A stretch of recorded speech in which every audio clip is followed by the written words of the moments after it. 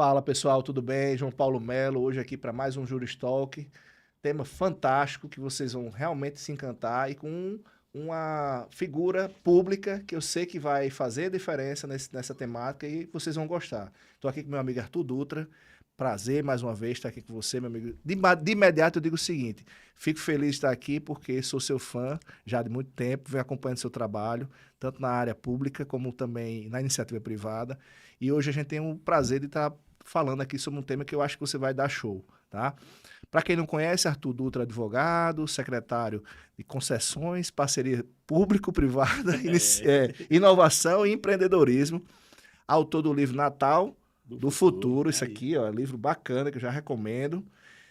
E hoje também ex-apresentador do programa Deu Play, né? Então eu queria dar as boas-vindas aqui no meu programa, no meu podcast, esse humilde podcast, que eu espero que em alguma medida a gente consiga contribuir. E eu queria, normalmente eu faço o seguinte, eu digo, quem é Arthur Dutra? Né? Quem é esse personagem que está aqui conversando comigo e que conversando com a nossa audiência? Ô, João Paulo, primeiro agradecer o convite. Sabe que a recíproca é verdadeira. Acompanho o seu trabalho já na advocacia, um advogado de sucesso, de referência na nossa cidade. Né? Seu escritório é muito bem conceituado aqui. Eu assim, estou um pouco afastado da advocacia, né? Por conta de outras atividades.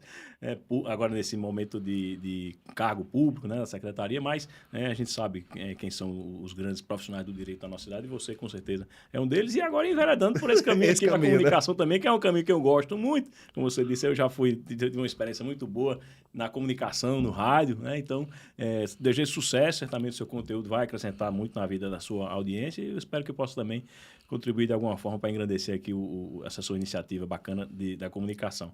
Bom, Arthur Dutra é um natalense, eu sempre gosto de começar me identificando assim, porque eu tenho uma verdadeira paixão por essa terra, nasci aqui, me criei aqui, não pretendo sair daqui e pretendo fazer tudo que for possível para engrandecer essa terra e melhorar a vida das pessoas, independentemente de estar no cargo público que eu estou agora, né? Eu já trabalhei muito, sempre me envolvi nas discussões da nossa cidade, enfim, é da minha natureza, né? Esse engajamento nessas discussões. Eu sou advogado também, né? Estou licenciado porque estou exercendo o cargo público na secretaria, sou formado pela UFRN, estou fazendo agora em 2026 20 anos de formado, né? Já passou o tempo. Passa rápido. Passa rápido, né? 20 anos já pela nossa UFRN, eu tenho muito orgulho também disso. Sou um pai casado, 3 filhos, né? E sempre disposto a colaborar com as discussões públicas, né? Tenho um interesse na área de empreendedorismo, na parte de inovação, também agora na gestão pública, trazendo também essa visão. Então, sou um cara que sempre disposto a contribuir naquilo que tiver ao meu alcance, trazendo modernidade, trazendo as visões que tragam melhoria para a vida das pessoas e da nossa cidade, principalmente. Eu acho que é bacana, primeiro, ressaltar, né, essa paixão que você tem pela cidade. Isso é diferencial já, né? Pra gente que tá aqui, que conhece essa realidade e sabe que é uma cidade completamente diferenciada, né? Então, não é porque a gente é natalense que a gente não vai ressaltar isso, né? Mas é uma cidade que encanta não só a gente, mas muita gente, né? Que vem de fora, que ficam aqui, né? Que são pessoas que são apaixonadas pela cidade. Realmente não é uma missão fácil, a gente tem na mão hoje uma realidade que precisa ser melhorada, mas só o fato da gente ser apaixonado, né? E a gente sabe também que, para além da questão das belezas naturais, Natal tem muito capital intelectual, humano, né? Que eu acho que é onde faz a diferença realmente, né? Você se formou na Universidade Federal, então isso já é também outro fator, né? Essa sua trajetória eu acompanho também há algum tempo, né? Sou contemporâneo do seu irmão, né? Então, Colégio das Neves, exatamente. Então, eu sei que a origem é boa, eu sei que de alguma forma a gente tem essas conexões e tem agora uma responsabilidade. Estou, né, pensando nessa perspectiva, né, comunicador, porque entendo que esse momento aqui é um momento em que a gente consegue, de alguma forma, também educar, né? Com insights, com uma conversa, com ideias. Então, a nossa audiência ela sempre coloca isso, né? Ou seja, demanda essa necessidade de buscar conhecimento a partir de uma conversa, porque no final das contas é isso que a gente está aqui. O tema de hoje, meu amigo, é o seguinte: gestão pública com mentalidade empreendedora. Então, assim, por que esse tema, né? Porque a ideia, na realidade, é que a gente conecte a gestão pública, que você está agora, e sempre teve essa vontade de estar, e essa questão da mentalidade empreendedora que está no seu DNA, né? Então, como é que você enxerga isso? Você acha que é possível a gente empreender na administração pública? Como é que você enxerga esse primeiro momento? Se é um mito, se é uma realidade, se a gente realmente pode acreditar em empreendedorismo dentro do setor público? Olha, eu acho que sim, até porque as dificuldades que você encontra dentro do serviço público para fazer as coisas, né, você exige uma atitude empreendedora, ousada e arrojada, que são características de empreendedor de sucesso. Claro que dentro do ambiente da gestão pública, né, você tem não vou chamar de amarras, vamos dizer com as salvaguardas, né, legais, constitucionais. A gente trabalha com o princípio da legalidade, né? A gente tem que só pode fazer o que a lei permite, é diferente do mundo privado, né, que a gente faz o que a lei não proíbe. Né? Então, assim, é uma mudança bem significativa de mindset, né? Esse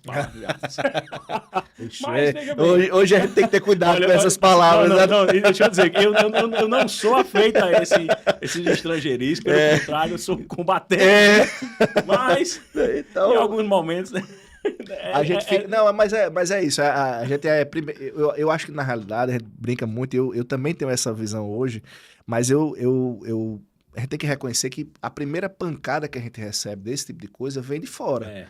Então, eu lembro, esse termo foi muito popularizado, mindset, por um livro chamado Mindset. Então, assim, aí depois que você vai desconstruindo, porque você diz, poxa, eu comecei a entender isso a partir de uma palavra de fora. Isso termina em algum momento sendo agregado ao nosso idioma, ao nosso vocabulário. Não deixa de ser, exatamente. Várias palavras do português vieram de outros idiomas, né? Você vê, eu sempre cito o caso do verbo deletar. Deleta era um termo em inglês. E de tanto ser usado, foi aportuguesado e hoje faz parte do dicionário. Exatamente. Do português. Assim, mas assim, eu falo até brincando. Sempre que eu uso um termo desse em inglês, eu falo brincando, né? Tirando uma. Não, mas eu estou falando, eu tive um problema sério porque, como eu sempre gostei desse ambiente de startups, negócios, empreendedorismo e tal, lá para 2015, 16, eu estava tão imerso nisso que eu já estava falando outro idioma já. E aí o pessoal ficava olhando assim nas reuniões, meu Deus, espera aí, esse cara tá falando português? E aí você realmente... Não, call, não sei o que e tal.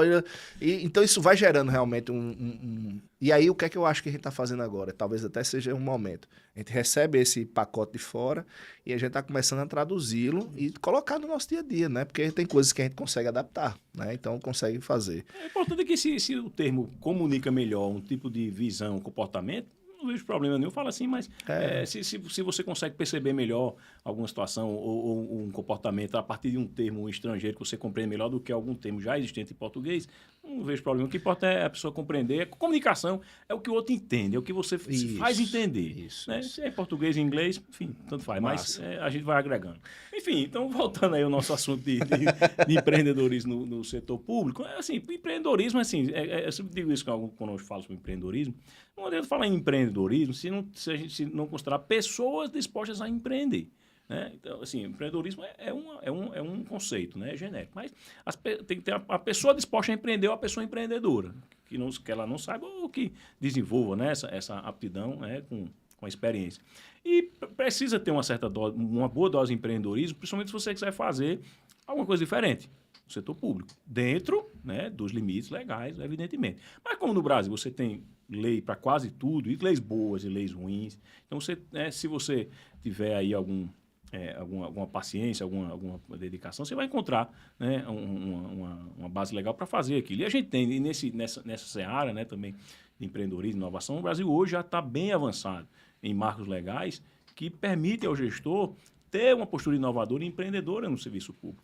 Uma lei muito conhecida é o Marco Legal das Startups, que é de 2021 e que agora, nos últimos 2 anos, é que vem começando a produzir resultados dentro do serviço público, principalmente com a figura da compra pública e solução inovadora, o CPSI, que a gente já vê hoje, Tribunal de Contas da União, Conselho Nacional de Justiça, Caixa Econômica Federal, Petrobras, Prefeitura do Governo do Estado, começando a percorrer o itinerário para aplicar isso. E a gente tem feito isso também. A Prefeitura de Natal, já agora, na minha estada lá na Secretaria, que foi criada na gestão do prefeito Paulinho Freire, a gente fez um acordo de cooperação com o SEBRAE, que é um grande parceiro, estou até com a camisa aqui de outra iniciativa nossa. Esse é um caso da Sala do Empreendedor. Absurdo de sucesso no Brasil. Né? Pois é, e um programa chamado Catalisa Gov, que dá assessoria para o poder público fazer compra pública e solução inovadora, que não é fácil. E a gente está percorrendo esse caminho, né, com as dificuldades inerentes, né, ao serviço público, mas já é uma iniciativa que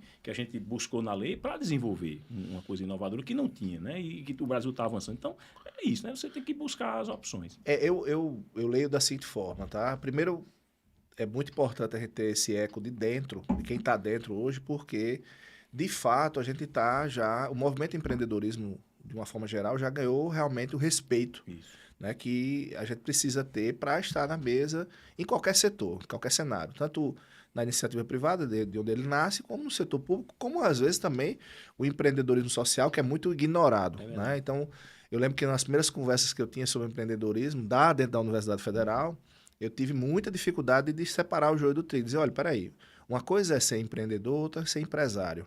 São coisas diferentes.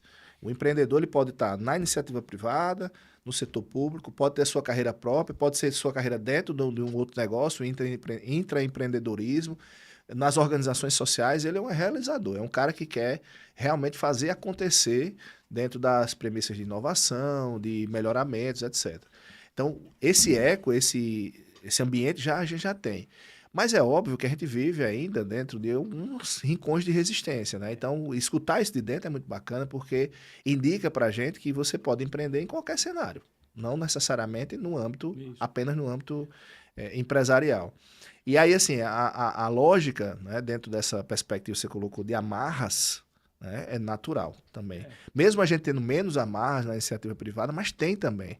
Porque tem determinadas coisas que a gente não pode fazer, apesar de ser maior o ambiente de liberdade, vamos dizer assim. Mas é muito bacana. E aí, como você enxerga hoje, dentro desse cenário, lá dentro, se é alguma coisa ainda iniciante, é uma coisa já mais avançada, você já... Tipo assim, vamos perguntar assim, você já tem sua turma já? Aqui no Rio Grande do Norte, por exemplo, no Brasil, quem é? Uma turma grande, é uma turma pequena? Assim, veja, no nível do secretariado hoje, da gestão do prefeito Paulinho Freire, você tem figuras que têm uma cabeça muito aberta e atitudes empreendedoras que já estão produzindo efeitos no serviço público, no âmbito da Prefeitura de Natal. Né? Vários secretários, o secretário Breno Queiroga, o secretário Wagner Araújo, o secretário de Saúde, enfim, os colegas, né, que estão ali no dia a dia, eles estão procurando encontrar os caminhos para entregar, porque no caso, o sucesso do empreendedor público é entregar um resultado para o cliente nosso, que é o cidadão. Isso. Esse é o nosso cliente, digamos assim. Eu não vejo problema nenhum usar esse tipo de palavra, viu, João Paulo? Eu não tenho problema nenhum de falar em lucro, falar em capitalismo, falar em empreendedorismo, mas veja como é interessante. Você falou uma coisa que é uma quebra de perspectiva, né? A gente é da área do direito, né? Aí eu chego nas aulas de direito e digo assim, olha, o jurisdicionado. Aí eu digo, não, ele é cliente. É o cliente da justiça, é o cliente do advogado, é o cliente do setor público, né? Isso é uma perspectiva de nova governança, inclusive muda completamente. Porque aí você vai se perguntar, por exemplo, se ele está satisfeito com o serviço, coisa que se a gente está atuando como jurisdicionado, não vai estar, né? Então é muito bacana isso. E veja, você colocou uma coisa que acho que ainda, né, demonstra um ponto, né? Alguns tabus, né? Falar em empreender, falar em ter lucro, né? Falar em ganhar dinheiro, né? Em ter relações entre público e privado, às vezes, né? A gente vive num cenário que isso, ao longo da história, sempre foi muito polemizado, né? Assim, é realmente muito tabu. Assim, hoje você tem marcos também legais que permitem um relacionamento mais transparente da iniciativa pública com a iniciativa privada. Sim. E a própria nova lei de licitações, você já tem figuras como essa. A lei de parceria público-privada nem se fala. Uma colaboração efetiva em busca de um objetivo comum. Cada um na sua seara, cada um cumprindo seus objetivos, suas missões institucionais, empresariais, para chegar no resultado final, que é a satisfação do cliente, que é o cidadão, né, que é o pagador de impostos. Então, agora isso, claro que isso ainda há muitos temores de você aprofundar esse relacionamento, mas também por muito do que já foi praticado de irregular, de errado no passado, e talvez no presente ainda, e no futuro também haverá, com certeza. Mas, assim, a transparência, ela resguarda esse relacionamento. E esse aqui deve ser o princípio.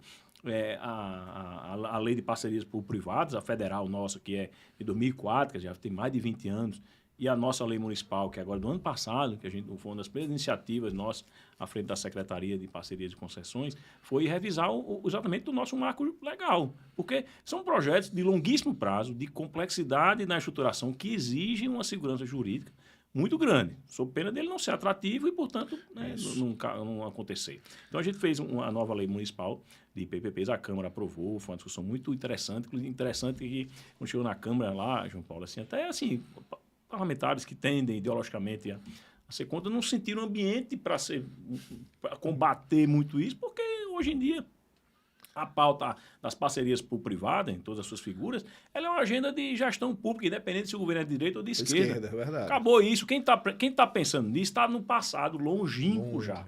E está perdendo tempo e está perdendo a condição de fazer entregas para a sociedade. Então, acabou isso. Então, Natal está respirando esse novo ar, né, não vou dizer inovação, porque são leis muito antigas, mas para a nossa realidade local é uma novidade, é uma inovação. Sim, então, sem dúvida. E aí, sem dúvida. na regulamentação dessa lei, que especificamente os instrumentos de participação proativa na iniciativa privada, também a gente trouxe isso, né? A figura da manifestação de interesse privado, a MIP, que é uma figura que o Brasil já tem, e a gente já introduziu no ordenamento jurídico municipal.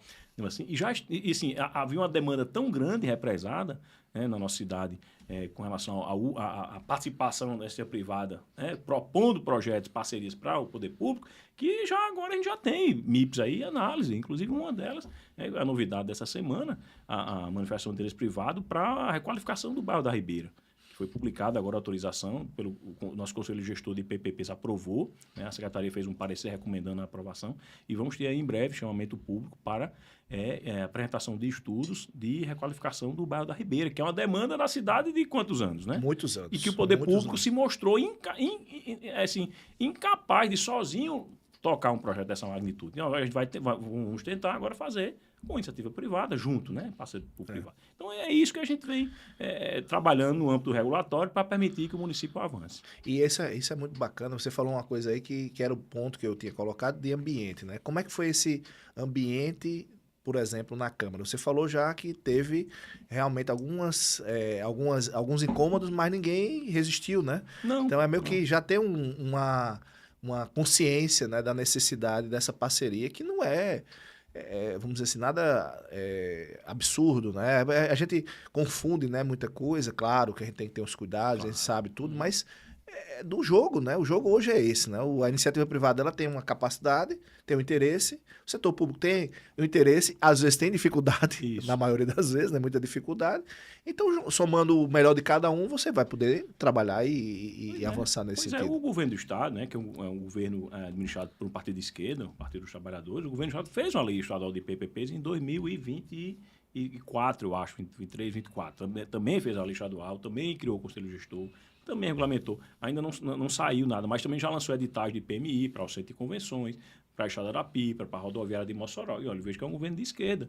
E tem projetos sendo tocados, né, nessa perspectiva pelo governo do Estado e a gente também no município. Então, assim, isso está avançando, né? E vai avançar muito mais. A gente acompanha todo, assim, a palavra agora da moda, o ecossistema. Pelo menos é em português, né? É verdade, é verdade. Esse não é environment, não é o environment, não, é ecossistema. Importou da biologia, né, o conceito, que é muito legal. Se consegue descrever bem essa palavra, eu acho.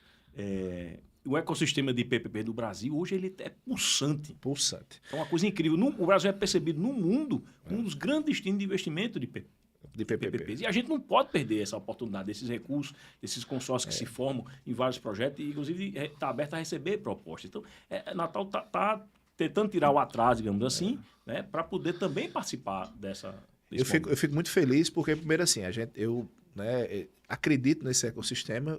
De certa forma, não tenho ainda uma participação efetiva, mas participo desse ecossistema com assessorias em concessões, e a gente vai trabalhando isso. E eu acho que, para efeito, inclusive, de empreender nessa área, né, que é um ponto importante, tem um ditado da gente aqui, já que a gente falou em inglês, né? Quem chega primeiro bebe água limpa, né? Então, assim, eu sempre defendo com os meus alunos que eles estudem isso, porque, de fato, é algo que é o futuro. O Estado brasileiro está obeso, Ele não tem mais como crescer, não tem mais como cobrar impostos. E nem tem capacidade de fazer grandes investimentos. E nem tem capacidade de fazer grandes investimentos. A iniciativa está ávida, e você somando a fome com a vontade de comer, acabou-se, né? E também nem tem capacidade de investimento para grandes obras de infraestrutura. Não. E nem tem capacidade de gestão, inclusive de infraestrutura social. Isso. Educação e saúde. Sendo bem claro e direto, porque a gente está trabalhando com um projeto nessas duas áreas, inclusive em Natal. Porque percebe-se que, por mais esforço que se faça, não consegue entregar um resultado satisfatório com um custo baixo. Gasta-se mal, muito e entrega-se pouco. Essa que é a realidade. Assim, e os prefeitos falam muito isso. Eu acho engraçado o Paulinho, o prefeito nosso. Ele é de uma simplicidade e de uma sinceridade, às vezes assim.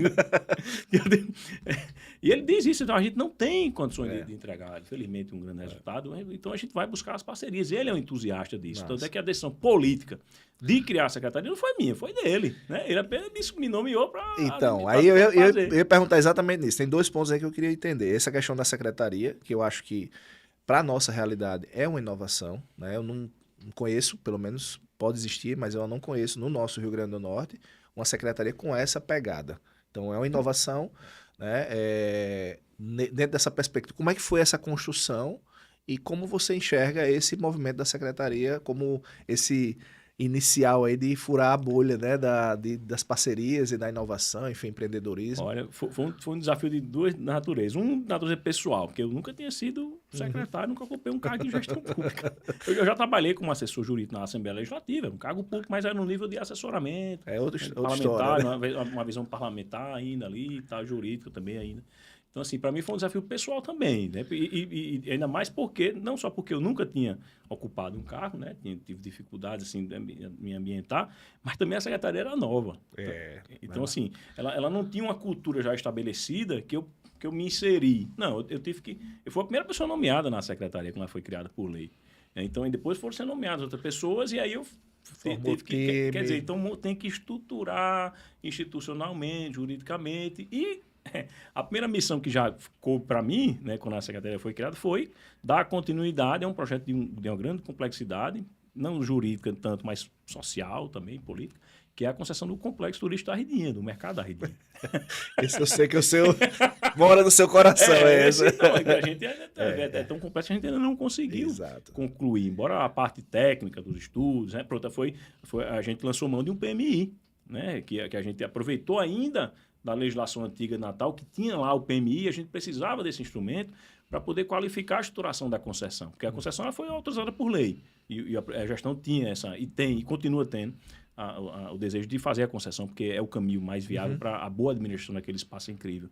Então a gente fez o primeiro PMI do Rio Grande do Norte, né, foi o complexo foi muito bem sucedido, a gente nunca teve dúvida e continua não tendo sobre a viabilidade e o interesse daquele equipamento, do mercado da Ridinha. Nem tem que ter, ainda né? mais nem agora. Tem que ter, exatamente. Agora, então, nem então, se fala. Está nesse hype. Exatamente. Então, assim, mas nunca teve dúvida, porque a gente via, assim... então, a gente conseguiu concluir. Mas aí tivemos algumas dificuldades, um caminho na parte de judicialização, questionamento, parte do Ministério Público Federal, mas a gente está tramitando isso e vamos chegar lá, porque é o caminho. Infelizmente, João Paulo, nesse período o mercado está aberto, né? Foi reaberto para autoestação, enfim. E a prefeitura que administrou, né? A gente teve uma parceria com a FEComércio, com o SESC, Senac, mas no nível de ativações do espaço, né? Mas a gestão do município, através da Censul, né? A Secretaria Municipal de Serviços Urbanos, que é a competente do município para administrar os mercados públicos. Só que o mercado da Ridinha não é um mercado público como os outros. Os outros mercados são aqueles mercados de comunidade, o mercado do Alecrim, o mercado das Rocas, o mercado das Quintas, que servem ali aquele ambiente comunitário, com pequeno comércio de varejo, né? com gastronomia, com algumas atividades culturais, ali aquela ambiência comunitária. O mercado da Ridinha é muito mais do que isso. É um incrível equipamento turístico. Arquitetonicamente e pelo local onde ele está. No encontro do Rio com o mar, do lado da Ponte Nilton Navarro, vendo o Forte do Reis Magos, na boca da Barra do Rio Potengi. Ou seja, ele é diferencial em todos os aspectos. E o município não tem... ele administra... Ok, como está funcionando, está lá, está funcionando, o pessoal está satisfeito, gostando e tudo. mas ele pode ser muito mais. E essa que é a nossa visão. E só uma concessão bem feita, com um concessionário selecionado por licitação, que tenha experiência, esse tipo de coisa, vai dar aquilo ali um boom, né? Explorar todo o potencial que ele tem. Então, a gente tem muita convicção disso. E foi a primeira coisa que eu peguei, né? Quando... Já começou com esse. E a gente ainda está aí, um ano já, né? Mas é assim, porque esses projetos, eles têm as complexidades técnicas, tem os estudos que têm que ser bem feitos, tem o trâmite jurídico, né? De uma concessão e as questões políticas e sociais envolvidas, como lá tem muito. Eu entendo que existe sim uma floresta a ser explorada e ela não está ainda com as trilhas todas feitas, né? Então, por mais que exista já, não é uma coisa hoje totalmente fora do contexto, né? Então, as pessoas acreditam em empreendedorismo, as pessoas acreditam em parceria público-privada, sabem da importância da inovação, mas, ao mesmo tempo, né, na leitura da gente, ainda falta muito a ser explorado, né? Porque tem muita coisa ainda a acontecer dentro desse relacionamento, por exemplo, em razão, né, dessas... eu vou dizer assim, das atipicidades do terreno que está sendo plantado, né? Então, você colocou muito bem. Ali tem uma questão que é talvez o mais difícil, a questão social, né? A história, de onde vem, muitos movimentos envolvidos, enfim. Mas eu acho que a sua missão vai ser bem sucedida. Eu não tenho dúvida com relação a isso. Eu acho que sim, assim, mas vai depender muito também. E hoje a gente vê muito espaço como esse seu, que traz esse assunto como pauta, e principalmente para nossos colegas da comunidade jurídica. Eu queria deixar aqui esse convite também para se aprofundar no tema. Como você bem disse, há uma possibilidade muito promissora de carreiras nessa área, não só para a carreira jurídica, que precisa muito de gente que tenha conhecimento da estruturação jurídica de projetos de PPP, de concessões, mas também em outras áreas, na área da economia, na área de contabilidade, de engenharia. Ou seja, é um mercado em franca expansão. A própria gestão pública. Gestão pública também. E a gente precisa muito disso. Não só dentro do serviço público, mas no escritório de advocacia, nas consultorias especializadas. Porque o sucesso de uma PPP ou uma concessão vai muito no trabalho dos profissionais que se envolveram na estruturação do projeto. Sim. Então, eu deixo aqui realmente a recomendação e dizendo que Natal está se posicionando para avançar com isso. O governo do Estado também está avançando. Vamos ver como é que vai ser a configuração política do próximo governo. Se for um governo, né? Acho que mesmo que for continuar sendo um governo de esquerda, vai tocar os projetos, pelo menos que já estão na carteira do governo do Estado. Mas se cair um governo de direita ou de centro, aí pode se preparar que aí o governo do Estado tem mais possibilidades. Mais possibilidades. Então, muitas possibilidades. E a gente tem que outros municípios. Outros municípios também. Eu recebo, sabia, João Paulo, outros municípios, prefeitos, né, secretários dos municípios, querendo saber como é que é, o que é uma PPP, como é que vocês estão fazendo aí e tal. E a gente está atento com toda disponibilidade e desejo de ajudar, porque a gente está vendo que esse é um caminho. Eu digo de dentro de casa, hoje, por exemplo, a gente tem... A nossa formação é jurídica. A gente foi formado, eu não fui formado lá, mas conheço muita formação lá, eu estou dando aula lá, mas eu vejo a carência ainda na própria universidade do curso de Direito, que seria, vamos dizer assim, um basilar em tratar de um tema como esse, que é de tamanha importância hoje, estrutural, né, jurídica, porque envolve outras áreas, não só o direito, mas envolve outras áreas. Então, assim, é algo realmente hoje que tem muito espaço para ser percorrido, essa parte tanto de empreendedorismo quanto de parcerias.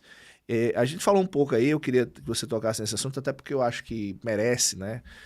De um parceiro que eu acho que é fundamental. Você está com a camisa aí do Sebrae, eu queria que você colocasse também a importância do Sebrae. Eu acho que o Sebrae é um caso... O Brasil tem algumas jabuticabas, né? E são estranhas para quem está lá de fora, mas o caso Sebrae é, para mim, um caso de muito sucesso, porque realmente foi ele, né? Ele é um dos grandes responsáveis por colocar o empreendedorismo onde ele está hoje, né? Isso. E a gente sabe o quanto ele é esse facility, né, da gestão pública, do setor privado, para fomentar, e realmente funciona. É um negócio absurdo. Eu não conheço ninguém que diga assim, não, isso aqui não presta. Todo mundo fala da função do Sebrae. Eu queria que você falasse um pouquinho nessa... João Paulo, quando eu assumi a secretaria em janeiro, né, 2025, eu acho que na primeira quinzena, minha ambientatura, a primeira visita que eu fiz foi ao Sebrae.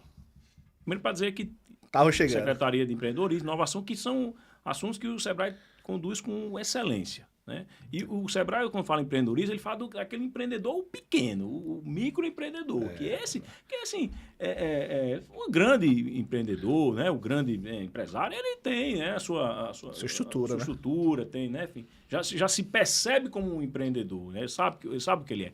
Mas o pequeno, muitas vezes nem sabe que é um empreendedor. Eu quero, doutor, eu quero.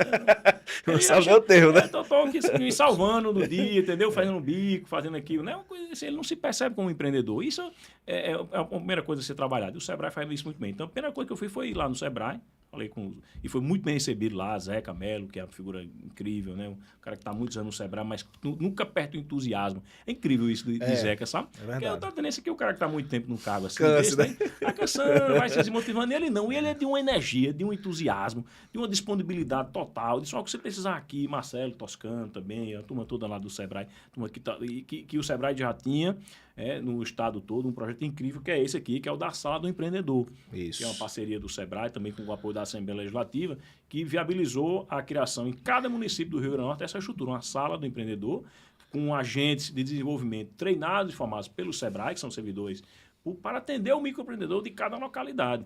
Então, a gente deu continuidade a esse projeto dentro da prefeitura. A gente, com o apoio do Sebrae, também inaugurou uma nova unidade da sala lá no Alecrim, no Shopping 10, no Alecrim, no coração do bairro mais empreendedor de Natal. É verdade, ali eu sou pulsante. Eu sou suspeito a falar porque eu sou um Dutra do Alecrim. Eu sempre digo, meu avô tinha a farmácia Dutra lá, se fixou no Alecrim na Segunda Guerra Mundial, também sempre teve essa que bacana. coisa. E a gente foi aluno do Neves, que é do Alecrim também, né? Exato, tamo lá. Então assim, a gente tá lá e apoio do Sebrae, e não só nisso, viu, João Paulo? O Sebrae nos apoia. Nesse que eu disse, o Catalisa Gov, que é um programa de inovação aberta que o município está conduzindo com apoio do Sebrae, o Sebrae contrata o consultor para nos auxiliar. Ou seja, é de uma disponibilidade, de uma parceria de quem quer fazer um negócio acontecer mesmo.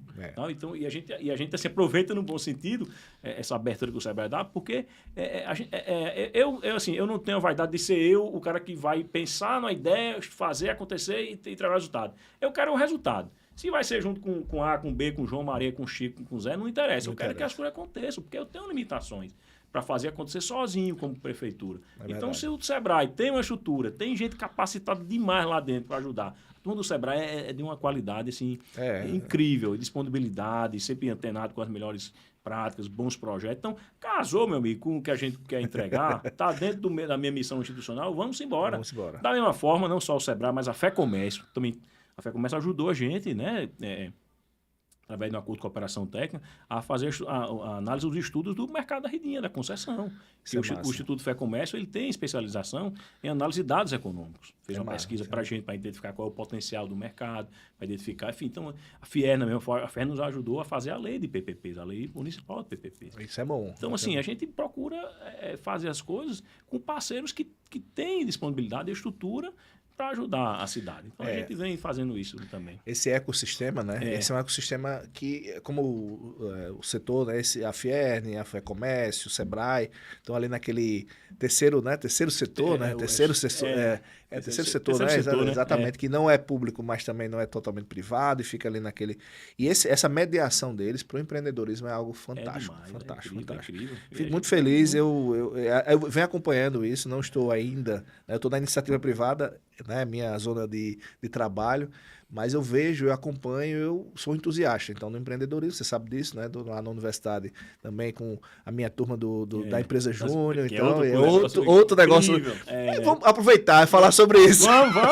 Antes de a gente entrar no tema aqui, eu queria que você falasse como é que você enxerga as empresas juniores, né? Juniores para ir dentro desse ecossistema. Eu enxergo com grande animação e entusiasmo, porque eu já acompanho o trabalho do MEG já faz muito tempo. No meu livro aqui, Natal do Futuro, eu cito o movimento como uma das coisas que Natal tem, que agora acho que está mudando um pouco, que não é percebido como uma coisa grande por nós mesmos. O pessoal de fora sempre achou o nosso movimento muito grande para o nosso estado robusto. Mas aqui as pessoas entendem negócio, a gente não dá valor às coisas nossas. Santo de casa, né? Como é que é? Também santo de casa não faz milagre, né? Exatamente. Mas quem é de fora sempre via como o MEG do Rio Grande do Norte era muito vibrante, muito ativo, etc. E também foi uma das primeiras iniciativas minhas também à frente da secretaria, foi me aproximar e pedir uma reunião, iniciativa minha, com a RN Júnior, a Federação das Empresas Juniores do Rio Grande do Norte. entrei em contato pelo Instagram, eu já acompanhava, né? Mas eu já Vamos lá, né? vamos lá, pediu uma reunião, aí a presidente era Lívia Falcão, que saiu agora é Lucas, né? Santiago. E aí a gente já rapidamente pactuamos um acordo com a operação técnica com eles, para a gente fazer já coisa junto, porque empreendedor, o secretário de empreendedorismo, secretaria tem que estar. E eu comecei que o MEG tem também a missão de difundir o empreendedorismo no meio universitário jovem, então pronto, mais um parceiro que a gente pode fazer coisa junto. E a gente até avançou para isso.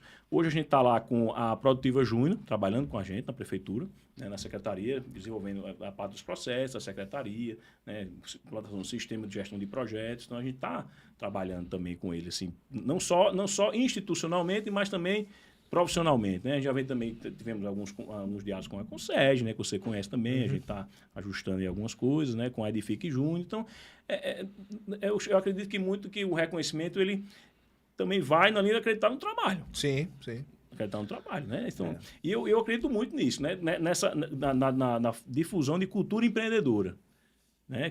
Porque mesmo se o jovem universitário participa de uma empresa júnior quando está na faculdade, mesmo que ele depois não vire um empresário, mas com certeza ele sai muito mais capacitado para qualquer outra coisa que ele for fazer. A última vez que eu conversei com o presidente da Concege, eu disse a ele o seguinte: olha, você está saindo com a formação que a Concege e o movimento lhe dá, num estágio que eu, mesmo empreendedor, por DNA, vamos dizer assim, eu só fui alcançar com 10 anos de formado. Porque você sai com conceitos, com base, com estrutura, com elementos que não se adquirem, por exemplo, na universidade hoje. Né? Vão se adquirir no Sebrae, vão se adquirir de forma autodidata, mas a gente tem muita coisa. Tem um ambiente de formação empreendedora, que é uma coisa que eu, inclusive, defendo, né? Que vai também passar pela iniciativa do setor público, que é necessário, porque realmente não é empreender, muitas vezes a pessoa confunde, o fulano é empreendedor, tem um talento danado, beleza, mas se você não tiver a técnica, se você não tiver o conhecimento, se você não souber, por exemplo, distinguir, como você bem colocou, o que é empreendedorismo na iniciativa privada do que é empreendedorismo no setor público, você vai se dar mal. Você sabe que a gente não se dá mal, você não vai se dar mal porque você tem a retaguarda jurídica histórica, já tinha sido assessor da Assembleia, mas sabe que você não pode fazer as mesmas coisas na iniciativa privada e no setor público. É base. Mas é uma base para a gente, mas para muita gente não é. É o que eu digo, por exemplo, o microempreendedor, que é aquele sobrevivente no Brasil, que tem o DNA de empreendedor, muitos deles, e eu escutei isso, por exemplo, eu já escutei isso de um juiz, ele confundindo o que a gente chama de lucro com apurado.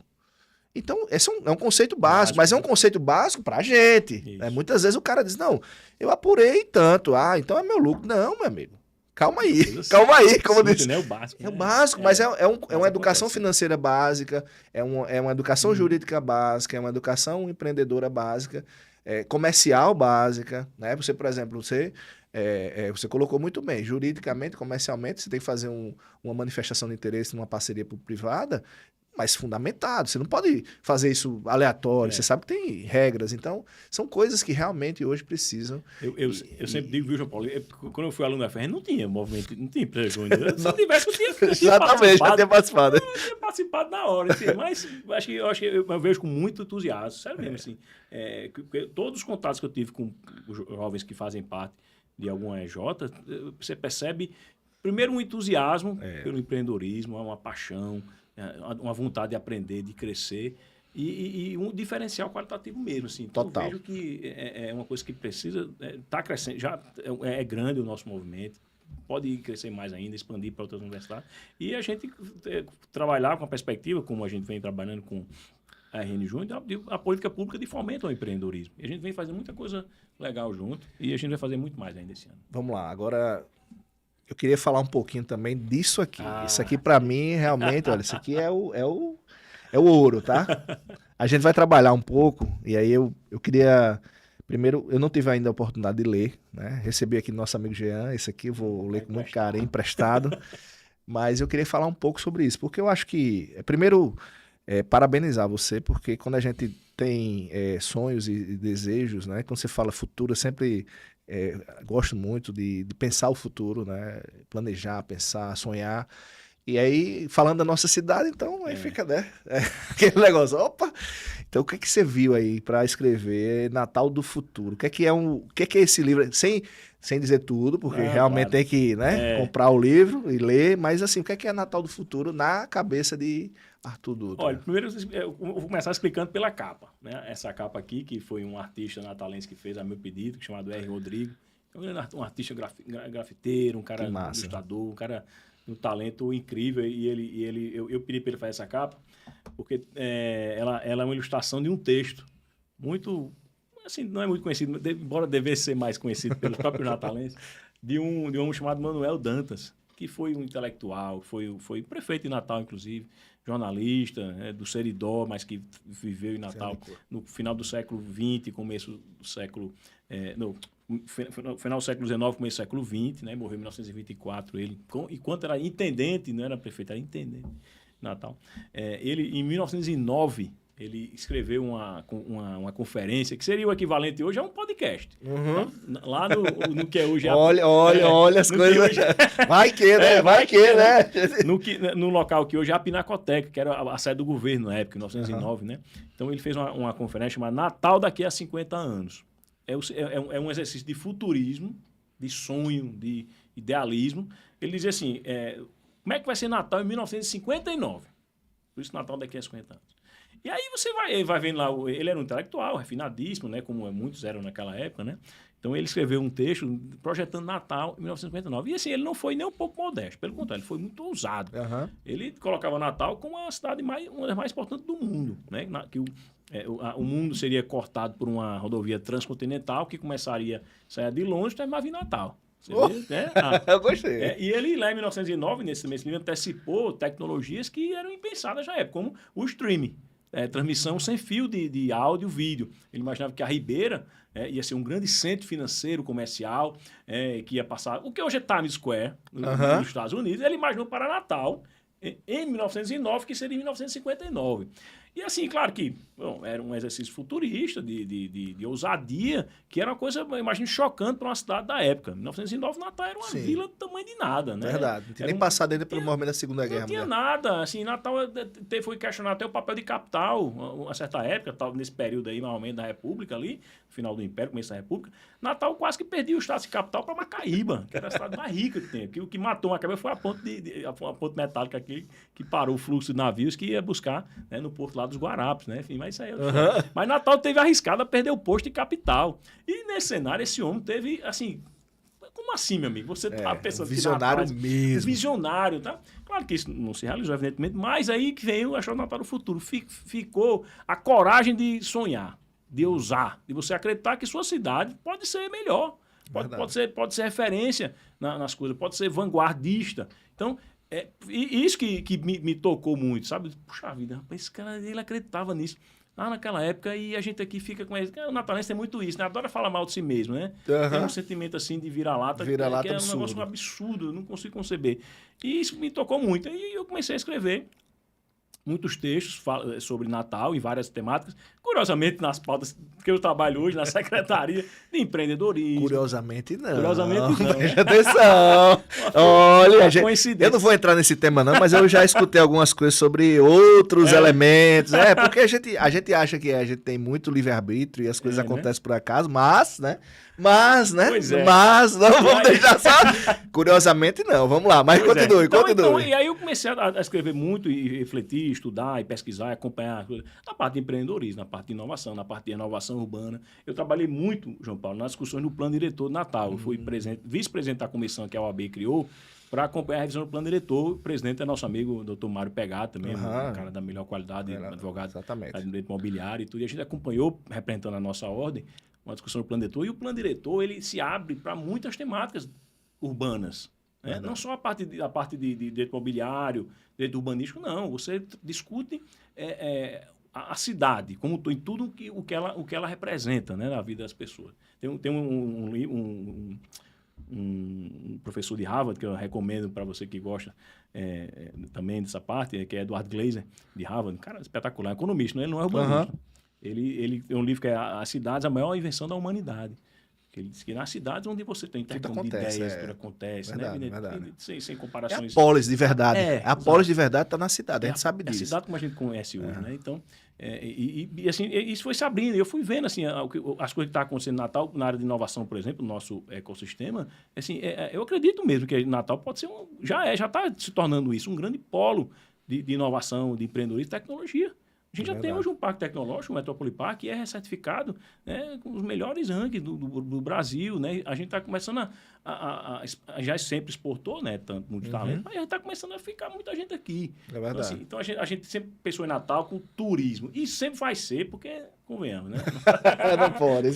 Não pode deixar de existir, né? Exatamente. Né? É o melhor dos mundos, né? O melhor dos mundos, né? Mas se a gente puder ter, e vai ter, e está caminhando para isso, também uma outra atividade econômica que produz conhecimento, produz tecnologia e atrai pessoas, eu acho que a gente vai. Então, assim, eu comecei a escrever tudo isso, e quando eu comecei a ver tudo que eu escrevi, eu digo, isso tudo se encaixa uma coisa na outra. E aí eu fiz uma introdução, né, para amarrar tudo isso, uma viagem no tempo, né? Começando lá com o Manuel Dantas, em 1909, que é o mote do Natal do Futuro, é de Manuel Dantas, que eu coloquei. E vou fazer uma viagem no tempo, e nessa viagem no tempo a gente encontra um Câmara Cascudo, em um certo momento, que também é suspeito, o cara é entusiasta, o cara que amou o Natal como ninguém. É verdade. Cascudo tinha a chance de morar em qualquer lugar do mundo, qualquer grande universidade do mundo. Ele ia visitar, mas voltava para Natal, o casarão lá na Junqueirais, com o seu charuto, visitando o Canto do Mangue, a Ribeira, tomando cerveja com o filho. Então, e aí a gente faz uma viagem do tempo e eu chego ao final, concluindo que Natal é uma cidade que guarda ainda até hoje, embora com aquele esporte preferido de falar mal de si mesmo, uma sede pela vanguarda. De ter um papel de destaque. E eu acredito que tem, eu pelo menos tenho isso, procuro disseminar isso também, e esse meu livro vai nesse sentido, de estimular as pessoas a acreditar na nossa cidade e fazer por onde ela aconteça. E aconteça sempre para melhor. Nada de pensar pequeno. Pensar pequeno e pensar grande dá o mesmo trabalho. Então, vamos pensar grande e fazer o esforço para fazer o grande, que a gente vai dar a nossa contribuição. Já estou ansioso para ler. Vou ler, realmente, vou comentar isso. Veja, o que me chama a atenção, primeiro é o seguinte. Primeiro, a bagagem histórica que você tem. Né? Isso não é todo mundo que tem. Então, você soma a bagagem histórica com essa paixão pela cidade, com a perspectiva de futuro, isso é algo muito diferenciado. Tá? Para a gente que é daqui, eu acho que eu não li ainda, mas eu queria entender se a gente já consegue ver dentro desse Natal do Futuro elementos que você já consiga conectar, como a gente estava falando, por exemplo, de empreendedorismo, impacto tecnológico, etc. E como é que é essa Natal do Futuro? Ou se você já tem uma concepção desse Natal do Futuro. É uma cidade qual é a tônica dessa cidade? É uma cidade de acolhimento, é uma cidade tecnológica, é uma cidade turística com mais oportunidades turísticas. Como é que é essa Natal do Futuro que você enxerga? É isso. Eu acredito que a gente possa desenvolver melhor o que a gente já tem hoje, que é o turismo, com o nosso potencial natural, né, que Deus nos deu. A gente tem uma orla, por exemplo, eu estava comentando com os colegas da secretaria, como a orla urbana Natal, ela é diferenciada. Ela tem características que só a gente tem. A gente tem uma orla relativamente pequena, né? A gente tem em Ponta Negra, e em Ponta Negra a gente já tem duas configurações diferentes. A parte da Ivan França é de um jeito, e aquela parte do calçadão até o início da Via Costeira é de outro jeito. Inclusive, a gente está muito fazendo isso, porque a gente vai fazer o concurso nacional de arquitetura e urbanismo para desenvolver o projeto de urbanização e paisagismo de Ponta Negra. Eu estou coordenando esse projeto. E a gente vem conversando com a comunidade da Vila de Ponta Negra, com os pescadores, com as rendeiras, com a cidade de maneira geral, porque Ponta Negra tem um lugar diferenciado no coração natalense. E a gente vê as características, tirando toda que eu chamo pseudo-polêmica, que a engorda de Ponta Negra, ela era absolutamente necessária. Isso. E não tem, assim, lógico que algumas pessoas discutem por motivos variados, que não convém aqui comentar, mas aquilo era absolutamente necessário, com os ajustes necessários também, enfim, a gente vai caminhar para isso. Aí você pega a Via Costeira. Qual é a cidade que tem 10 quilômetros de uma faixa, que tem um parque belíssimo atrás, uma beira-mar, com todo um espaço de convivência a ser desenvolvido? A gente precisa aproveitar melhor a Via Costeira também. É verdade. Aí você tem a Praia do Meio, a Praia do Forte, a Praia dos Artistas, que é uma aula urbana tradicional, né? Que você tem uma via, né? Com possibilidade de ter um adensamento ali na praia, mas você tem os arrecifes na frente. E a Redinha, que é aquele charme de uma praia, né? De pescadores, o encontro do rio com o mar, num ambiente ali. Então, Então a gente tem isso, ela precisa desenvolver melhor. A nossa parte a gente tem que fazer melhor. Precisa verdade. dar a estrutura melhor para que todo mundo se contemple ali. Então, o turismo ainda sempre vai ser essa mola mestra da vida da cidade. Agora, a Natal do Futuro ela vai ser um polo tecnológico de inovação. Eu não tenho dúvida. Não tenho dúvida nenhuma. Porque a gente já está caminhando para isso. Né? E agora a gente está, inclusive, nesse ano, a gente vai trabalhar também na ampliação da possibilidade de novos parques tecnológicos. Né? A gente tem o Metrópole Park, que é um parque consolidado, em franca expansão, atraindo investimentos e grandes empresas de tecnologia da informação. E a gente já está dando um passo seguinte, junto com o ecossistema, de criar outros parques, com outras temáticas, evidente, né? Para poder aproveitar a melhor vocação de cada área. A Ribeira, por exemplo, pode ser um polo de inovação aí numa atividade econômica que seja compatível com a vocação da Ribeira de hoje, né? Então, a gente vai trabalhar com isso e a gente vai conseguir, porque há uma conjunção de fatores aí que não é coincidência, né? Talvez seja o destino, né? Nos sorrindo agora, que a gente vai fazer. Então é isso. E aproveitar, eu termino o livro dizendo assim, que a Natal do Futuro também tem tudo a ver com a Natal das Antigas, no sentido de a gente preservar a nossa história. Perfeito, isso é nossa história. Fundamental. Assim, né? Não como uma coisa assim de museu, só você vê, não, você se apropriar das figuras como Manuel Dantas, né, do amor que Cascudo tinha por Natal, e outras figuras, essas são mais notórias. Claro que tem muitas outras figuras e acontecimentos. A Segunda Guerra Mundial, cara, eu não sei, sinceramente, assim, é uma coisa que só Natal e Parnamirim tem no Brasil, e a gente não consegue extrair nada disso, assim, um diferencial cultural e histórico que a gente tem. Mas acredito que a gente vai poder fazer isso também.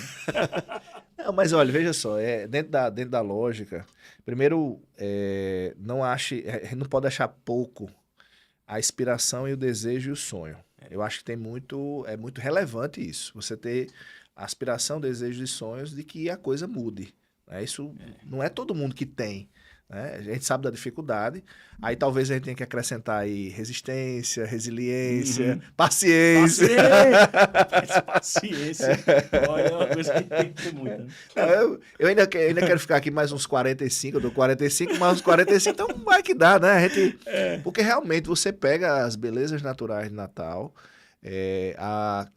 a história de Natal, né? Como você disse, você pega a importância de Natal para a Segunda Guerra Mundial, que foi o marco histórico mais importante dos últimos tempos. É o fato histórico mais importante do século XX. Do século XX, aí Natal tá lá, no centro. A gente tem já, né, o Museu da Rampa, mas ainda é muito tímido, né? Então, assim, mas é algo que podia ser mais explorado, né? Aí nós temos, por exemplo, a beleza do Rio Potengi, o pôr do sol do Potengi, aí você não tem, por exemplo, né? Eu vou falar aqui, né?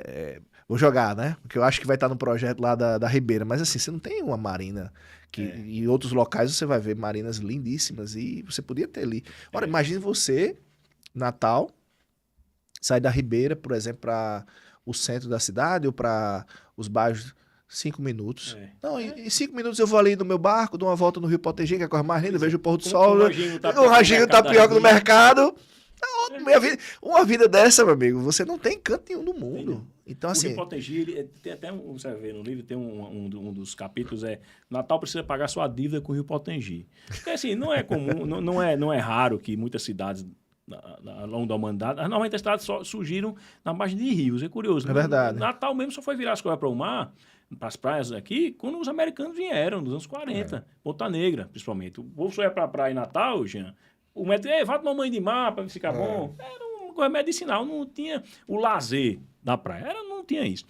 E, então, nossa vida social foi fundada nas margens do rio Potengi. Não foi da praia de Ponta Negra, nem na praia do Meio, foi o rio Potengi. E terminou que a cidade se viraram as costas para o rio. Natal, se você olhar as construções da cidade alta ali, tudo de costa para o Rio Potengi, é um negócio incrível. É verdade. E outras cidades também, Londres, no Rio Thames, né? Paris, no Rio Sena, o Rio Hudson, em Nova York. E em algum momento, esses rios foram quase dizimados pela poluição, e há um retorno. Então, essas grandes cidades estão despoluindo seus rios. Nosso Rio Potengi hoje já está muito melhor. Você falou agora, eu fui recentemente a Porto. Pronto. A restauração do rio e foi uma coisa maravilhosa. O Rio Tejo é uma coisa mais linda. Você faz um passeio ali, realmente é bacana mesmo. Tem que ir para isso também, recuperar o nosso rio Potengi, Primeiro, por uma dívida histórica, e segundo, uma questão afetiva que o Rio faz parte. Nossa padroeira foi encontrada lá. E por fazer que ele faça parte da vida da cidade. De nós, natalenses, evidentemente, né? Porque eu, como você está dizendo, eu quero fazer um passeio de barco. Eu não tenho um barco, não, mas se alguém me convidar para ir, né? quem quiser me convidar, eu vou, com o maior prazer. É a coisa mais linda do mundo. Então, assim, realmente não faz sentido, né? A gente ter um equipamento desse ambiental que foi dado por Deus e a gente ficar, né, ignorando, fazendo. E o pôr do sol lá, que é o mais bonito do mundo. É a coisa mais linda, realmente. Uma ponte maravilhosa também, ou seja, ficou muito bonita a ponte. Mas, rapaz, eu fico encantado, Arthur, e assim, a gente passaria aqui a tarde conversando sobre o Natal do futuro. Vou ler o livro, a gente vai ter outras oportunidades, mas já deixo aqui de público, né, essa ideia de que continue apaixonado do Natal, continue inspirado, né, em conhecer a história do Natal, como você conhece, desde a macro história até a micro história, né, de personagens eu não conhecia, eu vou até estudar a micro história do Manuel Dantas, mas continue com essa vocação, porque de fato, né, a gente sabe que cedo ou tarde, né, você já antecipou isso, cedo ou tarde, a gente tem também um débito com a Polis, né? E a gente precisa, você como figura pública, mas eu ainda na iniciativa privada, a gente precisa fazer a devida deferência e referência à nossa terra, né? Verdade. Devolvendo um pouco, seja através de atitudes mais pontuais, mas devolvendo um pouco o que ela nos dá de beleza, de qualidade de vida, que a gente sabe que muito do que a gente é fruto da terra que a gente pertence, né? Então, eu fico muito, muito feliz em ver um entusiasta da cidade, assim como também sou, e espero que, de fato, a gente tenha logo, logo essa Natal do futuro idealizada por você, que a gente possa construir isso. Arthur, vamos lá. A gente está chegando ao final, né? A gente deixa sempre um momento para que você possa aí falar um pouco com a nossa audiência. A ideia é que a gente está falando de gestão pública, a gente está falando de iniciativa, de inovação, empreendedorismo, Natal do futuro, enfim, a gente está ali mergulhado nesse universo que tem a ver com empreendedorismo, tem a ver com muitas outras coisas. Então, esse momento é um momento que a gente devolve, vamos dizer assim, a ideia de, poxa, o que é que eu posso entregar de insights, de orientação, de conselhos, enfim, para a nossa audiência. Normalmente, né, são momentos que a pessoa diz, peraí, a partir daqui mudei quando, né, e acontece muito isso, eu escutei aquilo, mudei e tal, vou mudar muita coisa a partir da nossa conversa de hoje. O que é que você tem a dizer para a nossa audiência, enquanto hoje secretário, mas figura pública, que eu sei que você vai ser por muito tempo? Bom, eu diria assim, a Natal do Futuro não é um projeto pessoal de um entusiasta, um apaixonado pela cidade. É um projeto de cada um que pode dar uma contribuição. E aqui, falando para a sua audiência, eu faço o convite para que a gente possa se preparar e ter condições de fazer com que ela aconteça. Como? A gente dominar os instrumentos em que as coisas possam ser viabilizadas. E nós que somos do mundo do direito sabemos como é importante o meio jurídico para que essas coisas possam acontecer. Então, a gente precisa muito do engajamento profissional, de qualificação de pessoas que possam ajudar a estruturar grandes projetos, que possam disseminar as ideias inovadoras em todos os ambientes. Convidar todos a fazer parte desse momento de modernização que a cidade está passando do ponto de vista institucional, né? De conhecer a nossa lei municipal de PPPs, conhecer, acompanhar os projetos que a gente vem tocando e a gente é super aberto para isso. Também na área de inovação, a gente tem marcos jurídicos incríveis que podem ser colocados à disposição da cidade, como a gente tem tentado fazer, e a gente precisa de pessoas que tenham domínio dessas ferramentas para a gente poder colocá-las em prática de maneira segura e efetiva. Então, é um convite que a gente faz para cada um, dentro da sua esfera de interesse, né, se qualificar o tanto quanto possível para que a gente tenha meios de ação efetivos, eficazes. E aí, além de você estar ajudando a cidade, você vai estar, né, desenvolvendo uma aptidão, construindo uma carreira, uma área que você vai ser muito bem sucedido. Tá? Então, assim, o sonho ele ajuda muito a movimentar a ação humana em qualquer área, mas é o conhecimento, é o estudo, é a qualificação que vai fazer com que o sonho vire realidade e não a frustração. Verdade. Que essa que é a grande história da nossa terra, algumas frustrações, oportunidades perdidas, a gente não pode mais passar por isso. Então, sendo bem claro, é isso que eu queria deixar aqui para a sua audiência. Meu amigo, é o seguinte, uma grande catedral, ela não nasce quando começa a construção, ela nasce na cabeça de alguém. De um arquiteto, de um idealizador. Então, assim, a gente está sempre com a missão de estar reformando, de estar fazendo a coisa acontecer. Então, assim, eu compartilho da sua visão. Eu acho que a gente pode ter uma Natal do futuro de uma forma que a gente consiga deixar essa grande catedral mais pronta para as nossas futuras gerações, né? Nos nossos filhos, nossos netos, né? De modo que a gente possa estar satisfeito e ter contribuído de alguma forma, botando nosso tijolinho nessa passagem que a gente tem por aqui. Isso. Meu amigo, mais uma vez, muitíssimo obrigado. Eu fico muito feliz de estar aqui dividindo com você esse espaço, né?